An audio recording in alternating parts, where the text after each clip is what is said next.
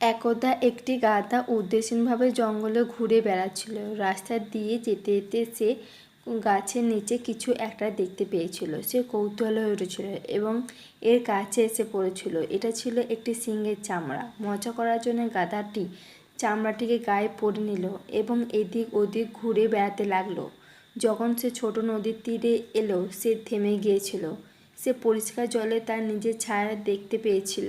সে ভীষণ খুশি হয়েছিল এবং নিজের মনে হয়েছিল, আহা, আমি সিংহের মতো দেখতে পেলে অন্য পশুরা দেখতে আমায় সম্মান করবে।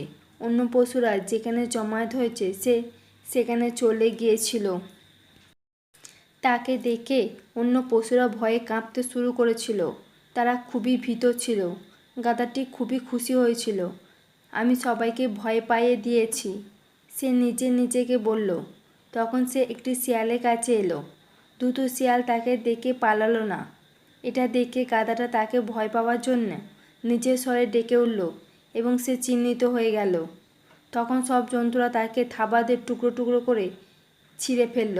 নীতিবাক্য: সবাই বোকা হয় না।